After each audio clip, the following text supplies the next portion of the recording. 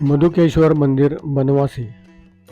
बनवासी के शांत शहर में स्थित एक सुंदर मंदिर कर्नाटक के सबसे पुराने मंदिरों में से एक है, जो 4वीं शताब्दी का है।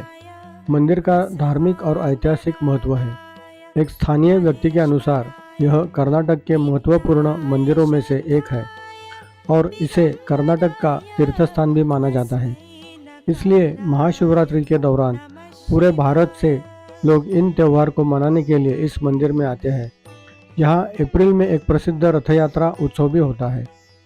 बनवासी का इतिहास 375 ईसाई का है और यह देश के सबसे पुराने शहरों में से एक है। इस शहर पर कई राजवंशों ने शासन किया। कई प्रसिद्ध विद्वानों, यात्रियों और साहसी लोगों ने इसका दौरा किया और इसने कई राज्यों और शक्तियों के उत्थान और पतन को देखा है। बनवासी का उल्लेख अलग अलग भाषाओं के अलग अलग कालों से साहित्य में किया गया है। अपने समृद्ध इतिहास और संस्कृति के कारण बनवासी को अतीत में कई नामों से जाना जाता है। त्रेता युग में इसे जयंती या वैजयंती के नाम में जाना जाता था। इस नाम का उल्लेख रामायण में भी मिलता है। द्वापर युग में बेदिवी या वनवासका, इसका नाम का उल्लेख महाभारत में मिलता है और कलियुग या वर्तमान युग में बनवासी के नाम से जाना जाता था। बनवासी का उल्लेख कई विदेशी लेखों में भी मिलता है। सबसे पुराना शहर होने के कारण यह सभी धर्मों यानी हिंदू, बौद्ध और जैन लोगों के लिए एक प्रमुख सांस्कृतिक और धार्मिक केंद्र था। यह कदंब वंश की पहली राजधानी थी, जो कर्नाटक का पहला शाही राजवंश था। मंदिर। बनवासी और उसके आसपास कई प्राचीन मंदिर हैं, लेकिन मधुकेश्वर मंदिर सबसे पुराना और सबसे महत्वपूर्ण है। मंदिर शहर का केंद्र बिंदु है क्योंकि इस शहर के चारों ओर विकसित हुआ है। यदि आप आज शहर में जाते हैं तो यह मंदिर के इर्द गिर्द घूमता है, जो शहर को मंदिरों का शहर बनता है। मंदिर के मुख्य देवता शिव है और उन्हें कदंबों का कुलदैवत माना जाता है। मंदिर का निर्माण कदंब वंश के शासक मयूरा शर्मा ने करवाया था। शहद जैसे रंग के कारण लिंग और उसके परिणाम स्वरूप मंदिर का नाम मधुकेश्वर रखा गया है, क्योंकि मधु का अर्थ है शहद और ईश्वर का अर्थ है भगवान। कुछ स्थानीय लोगों के अनुसार लिंग की 2री शताब्दी पुराना है। हालांकि मंदिर की संरचना का निर्माण 4वीं शताब्दी में कदंब राजा द्वारा किया गया था। कदंबों से लेकर चालुक्य, होयसलों और सोंडाओं के समय से मंदिर में पर्याप्त वृद्धि और जीर्णोद्धार हुआ है। इस प्रकार यह मंदिर इस बात का सर्वोत्तम उदाहरण है कि इस प्रकार कर्नाटक में विभिन्न शासन कालों के दौरान स्थापत्य शैली में परिवर्तन आया है। आइए मंदिर के बारे में विस्तार से जानें। 2 हाथी। मंदिर के प्रवेश द्वार पर आपको 2 खूबसूरत नक्शेदार हाथी दोनों तरफ खड़े मिलेंगे, जो सदियों से आगंतुकों और भक्तों का स्वागत करते हैं। मंदिर के दोनों तरफ हाथी दक्षिण भारतीय मंदिरों में एक आम दृश्य है, क्योंकि लोगों का मानना है कि वो घरों की रक्षा करते हैं और ताकत, शक्ति, स्थिरता और ज्ञान का भी प्रतीक है। स्तंभ। जैसे ही आप प्रवेश करेंगे तो दीपस्तंभ स्थापित है, जिनका उपयोग त्योहारों के दौरान दिए जलाने के लिए किया जाता है। मंडप। जैसे ही आप स्तंभों से गुजरते हैं, वहाँ गर्भ मंडप है, जहाँ शिवलिंग रखा गया है। मंदिर पूर्व की ओर है। मुख्य मंदिर का निर्माण कदंबों द्वारा किया गया था और इसमें चौकोर सभागृह शामिल है। यह एक बहुत ही सरल संरचना है, लेकिन चूंकि यह स्थापत्य संरचना विभिन्न शासन कालों के अधीन रही है, उन राजाओं द्वारा इसमें विभिन्न संशोधन और परिवर्तन किए गए हैं। चालुक्य, होयसला और सोंडा राजाओं का मंदिर में अपना योगदान है। हम जब गर्भगृह से बाहर आते हैं तो यह देखा जा सकता है कि होयसल शैली में सुंदर नक्शाक्षी वाला नृत्य मंडप है। साहित्य, संगीत और नृत्य मंदिरों में भगवान को दी जाने वाली सेवाएं हैं समकालीन है। गर्भगृह के बाहर बाईं ओर नवरंग हॉल में एक सुंदर नक्शेदार पत्थर का त्रिलोक्य मंडप है, जिसे कल्याण मंडप के नाम से भी जाना जाता है, जिसमें बीच में शिव और पार्वती को दर्शाया गया है, जो कैलाश शिखर, स्वर्ग, शेषलोक, पृथ्वी और बथला लोक, नरक से घिरा हुआ है। नंदी। गर्भ मंडप में लिंग के सामने बसव नंदी की मूर्ति है। अगर आप स्थानीय लोगों से इस मूर्ति के बारे में पूछेंगे तो वो आपको इसके पीछे की खास इंजीनियरिंग के बारे में बताएंगे। इस मूर्ति की सबसे आकर्षक बात यह है कि वो अपनी बाई आंख से मधुकेश्वर लिंग और दाई आंख से माँ पार्वती को देखता है। चूंकि पार्वती मंदिर गर्भ मंडप से सटा हुआ है, इसलिए नंदी को खंभों और मंडपों की भूल भुलैया से उसे देखना पड़ता है। पत्थर की खाट। सोंडा राजाओं ने मंदिर को बहुत सी सुंदर नक्शीदार वस्तुएं भेंट की। एक है त्रिलोक्य मंडप और दूसरा है पत्थर की खाट। इसे एक अलग मंडप में रखा गया है और इस पर जटिल नक्शा की गई है। यह विश्वास करना थोड़ा मुश्किल है कि इसे एक कठोर ग्रेनाइट पत्थर से तराशा गया है। हालांकि यह एक अखंड संरचना नहीं है, क्योंकि ऐसा उल्लेख किया गया है कि इसे 10 टुकड़ों से बनाया गया है। 5 फन वाली नाग प्रतिमा। मधुकेश्वर मंदिर को समर्पित एक सुंदर और कलात्मक महानाग प्रतिमा है। यह 2री शताब्दी की प्रतिमा है और कर्नाटक की सबसे पुरानी नाग प्रतिमा है। प्रतिमा पर प्राकृत में एक शिलालेख है जिसमें कहा गया है कि इस प्रतिमा को नाग वंश की राजकुमारी शिवस्कंद ने नागश्री के स्थापित किया था, जब उन्होंने इस स्थल पर यात्रियों के लिए एक विश्राम गृह बनवाया था। इस नाग प्रतिमा की कलात्मकता परिपूर्ण और अद्वितीय है, क्योंकि नाग की बुनाई इस तरह से की गई है कि यह अंग्रेजी 8 को क्षैतिज रूप से लगाए जाने जैसे दिखता है। अर्ध गणपति। जब मैंने गणपति की यह मूर्ति देखी तो मैं चौंक गया, क्योंकि मंदिर में एक टूटी हुई मूर्ति रखी हुई थी। बचपन से ही मैंने बड़े बुजुर्गों को कहते सुना है कि हम टूटी हुई मूर्तियों को पूजा नहीं करते। जिज्ञासावश मैंने स्थानिक लोगों से इस मूर्ति के बारे में पूछा और उन्होंने मुझे बताया कि मूर्ति को इस तरह से बनाया गया है कि वह गणपति के कुंवारेपन को दर्शाती है, जिसमें उनकी अर्धांगिनी पत्नियां नहीं है। लेकिन क्षेत्र महिमा के अनुसार गणपति का आधा हिस्सा वाराणसी में है, जो थोड़ा भ्रमित करने वाला और साथ ही आकर्षक भी है। मूर्तिकार ने इस मूर्ति को बनाते समय क्या सोचा होगा, आश्चर्य होता है। यहाँ मोर पर बैठे कार्तिकेय की एक शानदार मूर्ति भी है। शिव और पार्वती के पुत्र देवताओं के सेनापति थे, इसलिए कर्नाटक के सेनापति उनसे बहुत प्रेरित थे। राजा मयूर शर्मा कार्तिकेय से प्रेरित होकर मयूरा वर्मा बन गए।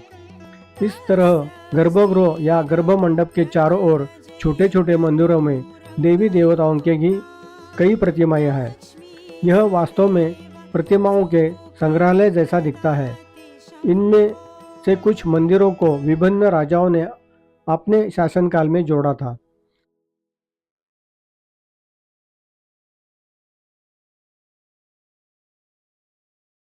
मधुकेश्वर को डोनेट किया। इसका विशेष को बजाने के बाद ओंकार नाद आता है। सुनो कितना ब्यूटीफुल दैट माइल्ड साउंड। ये वाइब्रेशन बहुत देर तक आता है। ये पंचधातु का बल। ये जो शास्त्र लिखा है मराठी में किस उधर तक जा सकते हो, गेट है ना, उधर तक जा सकते हो। 10 मिनट का। हाँ, 15 मिनट का है। हम 5 मिनट हम बताते हैं। चलो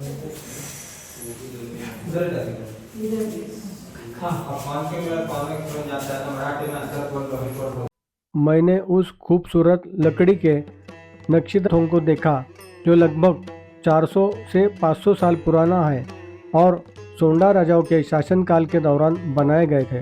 रथों पर गणपति और देवी और अप्सराओं की अलग अलग रूपों में नक्शा की गई है।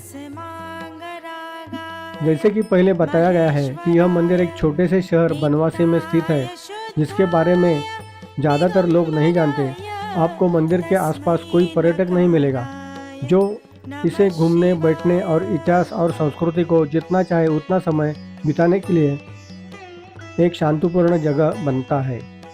इस मंदिर इतिहास और संस्कृति का एक आदर्श संयोजन है और निश्चित रूप से देखने लायक जगह है।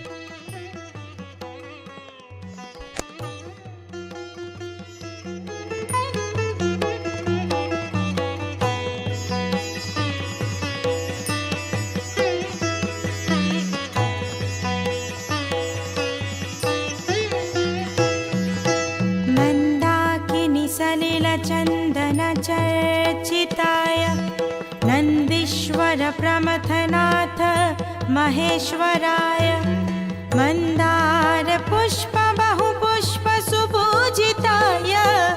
तस्मै मकाराय नमः शिवाय।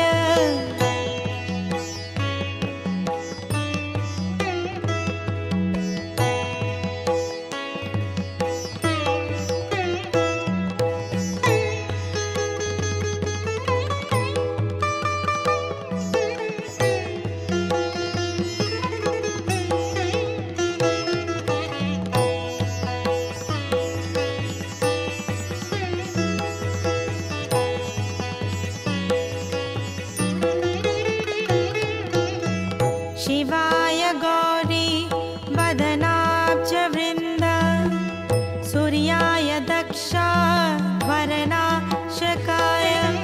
श्रीनीलकण्ठाय वृषध्वजाय तस्मै शिकाराय नमः शिवाय।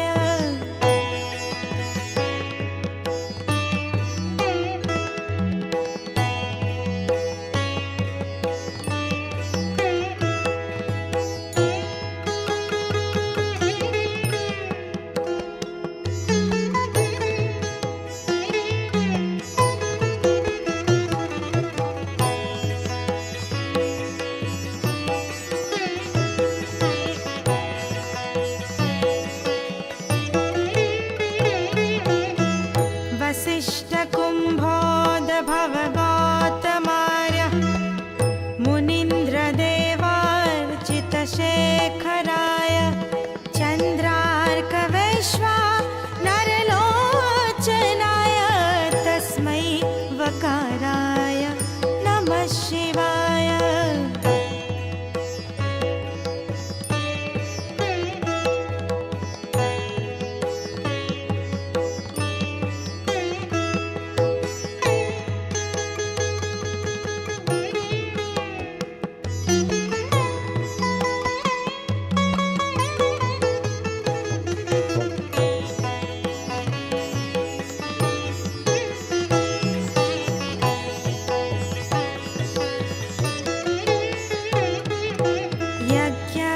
यज्ञस्वरूपाय जटाधराय पिनाकहस्ताय सनातनाय दिव्याय देवाय दिगम्बराय तस्मै यकाराय नमः शिवाय।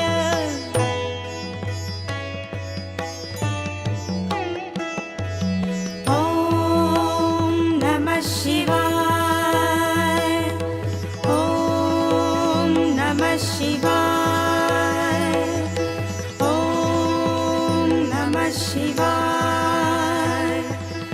ॐ नमः शिवाय।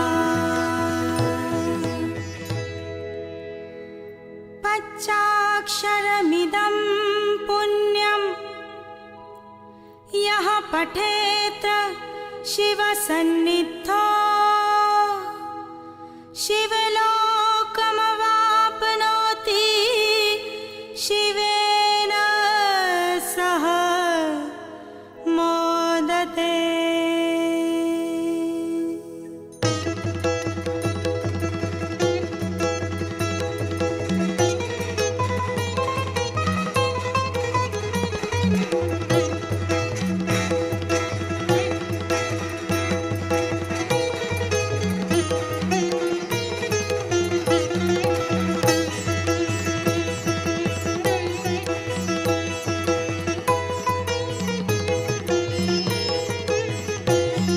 जयत्वदभ्रमभ्रमध्वजङ्गमश्वस विनिर्गमत्क्रमस्फुरत्रकालभालहव्यवत् धिमिद्विमिद्विमित्रणं मृदङ्गतुङ्गमङ्गल ध्वनिक्रमप्रवर्तित प्रचण्डताण्डव शिव।